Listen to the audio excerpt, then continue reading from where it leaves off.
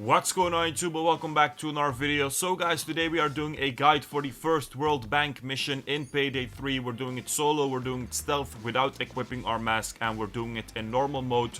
For this mission, there is two skills that I can recommend. The first one is called Quick Fingers.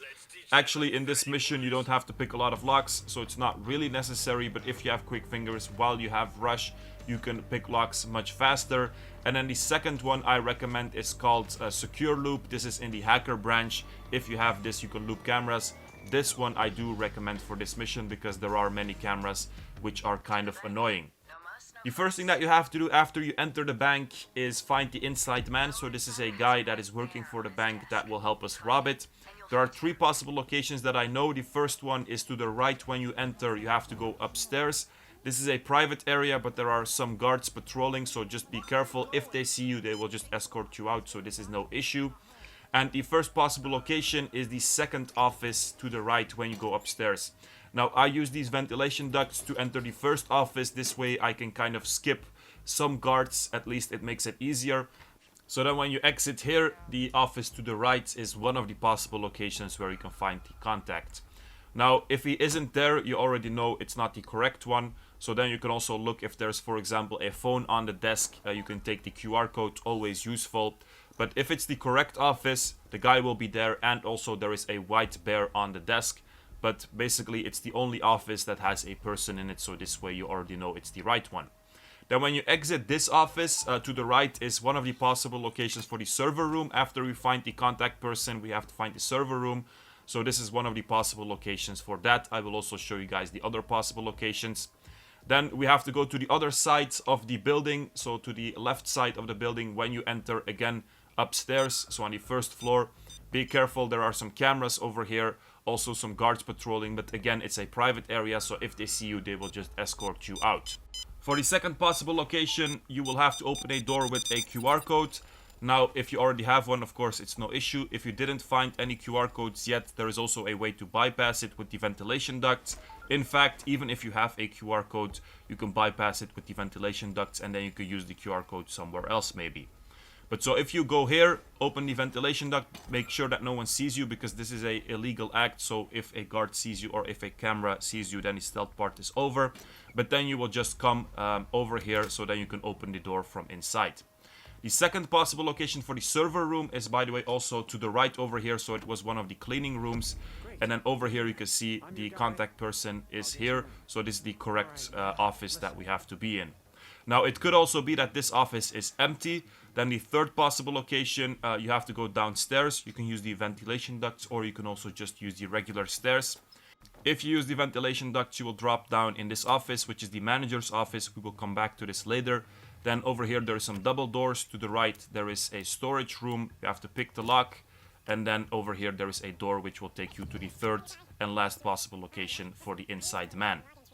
If you can't find him in any of the three locations that I showed you, he might be in one of the other offices. There are two other offices, we also passed them, so check there. But normally it's one of the three that I showed you.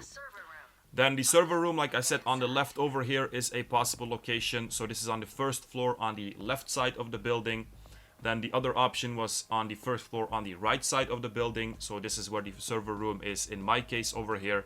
And then the third possible location for the server room is on the ground floor on the right side of the building. So over here, in my case, it's just a storage room or something else, a kitchen. But it could also be the server room. So this room over here. To enter it, you will also need a QR code, but you can actually also use these ventilation ducts to drop down to it. So if you don't have a QR code, you can also do that. Then we're going back to the server room, in my case, so in the right side of the building on the first floor. Then we have to put the USB stick over here. And then the next thing that we have to do is disable the metal detectors. Now, in this building on the ground floor, there are two metal detectors. Depending on where you find the inside man, you will have to disable the one on the right or the one on the left. So if you found the inside man on the right side of the building, you will have to disable the metal detectors on the right. If you found them on the left, you will have to disable the metal detectors on the left. I found them on the left, so this one I can't disable it. Let's just say that you have to do this one, and the first thing that you have to do is find the controller, and the controller for this metal detector, it will be over here. Then after you find the controller, you also have to find some fuse boxes, and they will just be spread over that room on the wall. So for the left side, the controller will be over here. When you get next to it, you have to activate it. Make sure that no one sees you, because this is an illegal act. So no cameras, no guards can see you. After you activate it, it will tell you which fuse or which switch that you have to turn off. Then the next thing that you have to do is find fuse boxes like this, and then just turn off the switch that the controller tells you. So first we did the white one, then we have to find another switch box or fuse box to turn off a red one.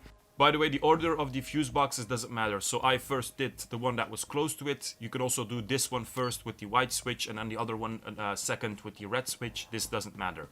So the next color that we have to find is blue. By the way, one of the guards that is patrolling on the ground floor also has a red key card. It can be useful. But then the third switch might be over here. The locations of these switches is not always the same, but it's always in the same area. So then we switch off the blue one. And then for the last switch, it's normally on the first floor. So you will find 3 switches on the ground floor around the controller in that area. And then the last one, you will find it on the first floor. So this is also the case, by the way, for the other metal detector. So then we turn off the last switch, go back to the controller, and then we can deactivate the metal detector. The next thing that you have to do is find the manager's office so that we can generate a code so that we can enter the vault area. And until now, it has always been this office for me. So on the right over here, this is on the left side of the building. You can use the red key card that we found on one of the guards, or we can also bypass it by going upstairs using the ventilation ducts to drop down in that office. If it's not this office, by the way, next to the door, it also says manager's office. It could be one of the other offices that we already have seen. So 5 different offices in this building. Go check the others if this isn't the right one.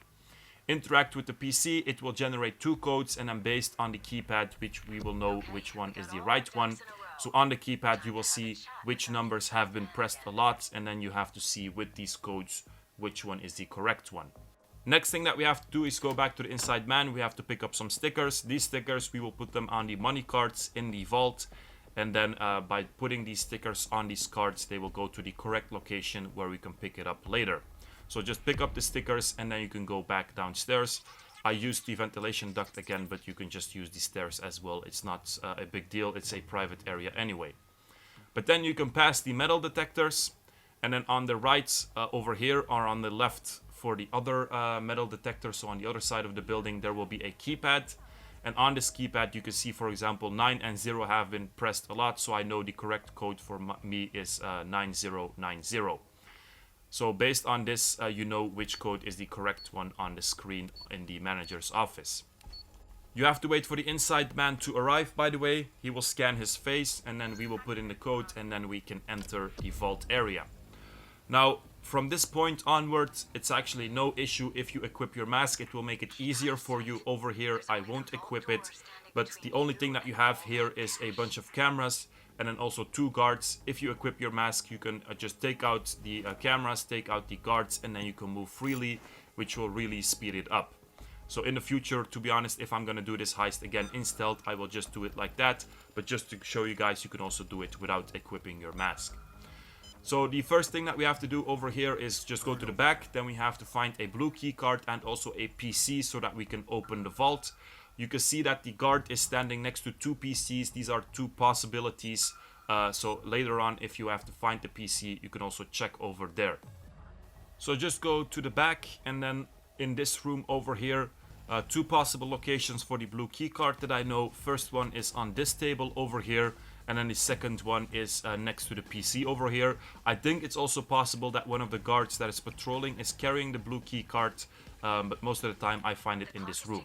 So in my case, the PC to open the vault was also here. So then you just have to interact with it. Then you have a time to go to the vault itself. Next to it, you also have a room with a bunch of cash on the table. This is also a possible location where you can find the blue key card. But so for the PC, it's in the room in the back on the right, or it's also the 2 PCs that you had in the middle that I showed before where the guard was standing. After you interact with the PC, there is a timer. If the timer runs out, you can just activate it again, so don't worry about this. And then if you have the blue key card, you just have to go downstairs. Be careful for the camera. Again, if you are masked up, you can just take it out, no issue. Or if you have secure loop, you can also just loop it, and then you also don't have to worry about it.